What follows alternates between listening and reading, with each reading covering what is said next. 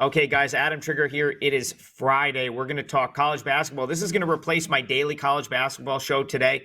Since there's so few games on the clock, we'll be back on Monday. I will repost this on Twitter in its place. So make sure you're following me at Adam Trigger WT, and make sure you go over to the WagerTalk site because I've got a 5% play today in college basketball, up 20 units on my 5% plays the last 3 months, 12 of my last 19. So they've done well. And we've got a 5%er in college hoops tonight. So go over to my page at WagerTalk and grab that 5% max bet.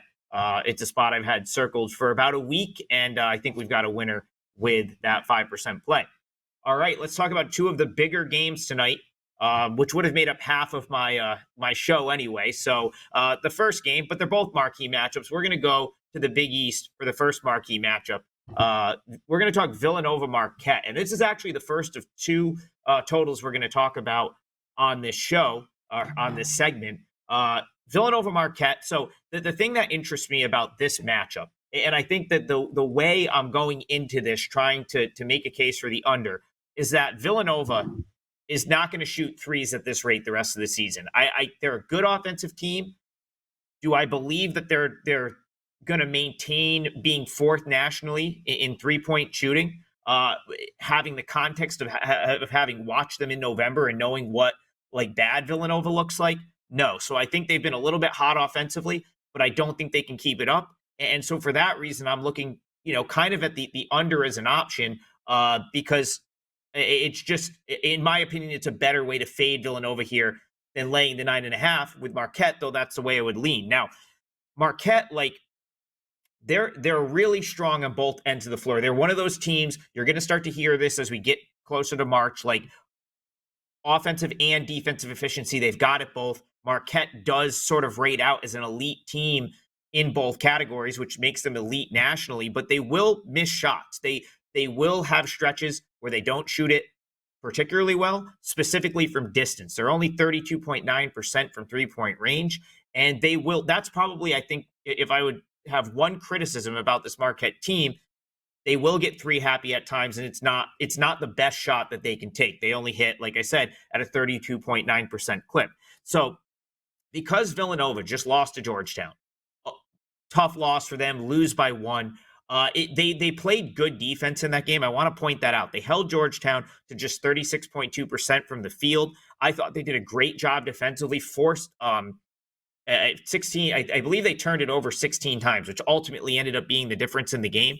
But the defense was good. So if you're going to assume that Villanova maybe gets off the mat after the Georgetown win and comes with an inspired sort of outlook to this game and a bounce back, if you will, they're going to do that a couple of different ways. One, it's going to be playing defense the way they did earlier this week against Georgetown. And two, I think it's going to be playing their game.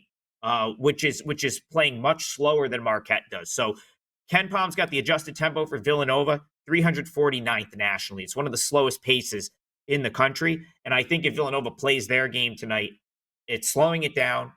It's playing tough defense, but it's also probably taking quite a few threes, since that's the main way they do their scoring. And that is what I just don't buy, maybe traveling all the way up to Milwaukee tonight. Because they've got big time regression, in my opinion, due in that category. So this total is up in, I think it's like the 142, 143 range. I like this one. Maybe actually it's even a little higher than that. I think you've got, 143 right now. I like this one under the total. I think if you finally get that Villanova shooting regression, they could get blown out. And if they're getting blown out, it's probably, no extension at the end of the game. Probably going to be tough to get up and over that big total. So I'll call it under Villanova Marquette. And so I guess you get two totals of the day. So my On the Clock show, that's been a daily college basketball show, sort of the highlight from that show has been total of the day. So we'll go with two of them here on the college basketball show today. And we're going to head to another marquee big time matchup tonight in West Lafayette, Indiana, for Michigan and Purdue. And in this game, I'm going to look 4 points. I'm going to look for the over. I 150.5, 151. It was climbing before I jumped on the show here, but I don't think it's going to matter. I think you're going to get a boatload of points in this game for a couple of reasons. So first, I want to go back to the Purdue-Ohio State game from earlier this week. Purdue had a huge lead at halftime in that game, and they kind of sat on the lead, and suddenly the lead was no longer, and then they lost the game. And I think another thing you can point to just being totally just not what Purdue wants to do is the fact that they shot 9 3-pointers in that game. That's it. 3 for 9 from 3-point range. And that is with this Purdue team, I think they're at their best when they're, when they're hitting threes, getting open, hitting threes. It is absolutely what I want to see from Purdue. Remember, they don't have Zach Edey anymore, so they don't have that guy in the post bailing them out. And so to only have taken 9 threes in the last game, I'd imagine that's going to be like a talking point saying, hey, we got to get maybe out in transition a little quicker and take those open threes. The nice thing about Michigan and Purdue's ability to do that in this spot is they will turn it over. Michigan turns it over as much as any team in the country. They're getting a little bit better in that regard, but still the turnover numbers are there. And so I think from a pace standpoint, it makes more sense for Purdue to be willing to play fast, get out in transition a little bit, try to get a transition 3, and slow this down to the half-court pace that they typically try to put other teams in. Because Purdue will play slow. Michigan likes to play fast. I think it makes more sense for Purdue to try to play Michigan's game here than slow them down, because if you slow Michigan down, you cut down the number of possessions, you're cutting down the number of times Michigan can potentially turn over the ball. And Michigan has totally derailed games at times this year with turnovers. So I think Purdue is going to play. I think they're going to be inclined to play faster in hoping that they can turn Michigan over, and that's the way they're getting stops.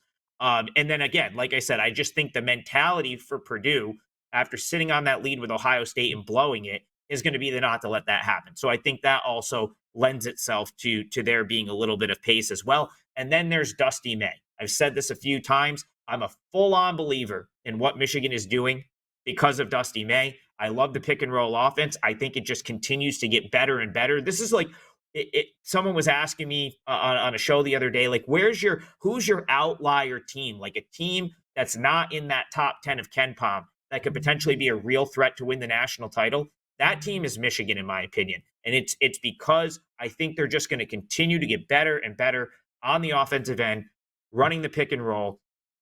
Dusty May got Florida Atlantic to a Final Four. There's absolutely no reason he couldn't do it with Michigan. And so long-term, I'm in on this Michigan team. I think I probably would have probably backed Michigan on the number here had Purdue not just blown that lead to Ohio State. So lean toward Michigan on the number, but I do think the better way to look at this is points, because I think you're going to get a much faster game than Purdue would typically play, and I think you're going to get points from both sides. So we'll call it over 151, 152.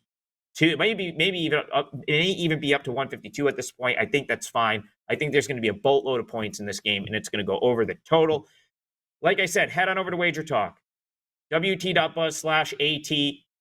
I'm up 20 units on my last 3 months worth of 5% plays, 12 of my last 19. I've got a 5% college basketball selection tonight in a game that I've had circled for a week. So head on over to WagerTalk.com, WT.buzz/AT.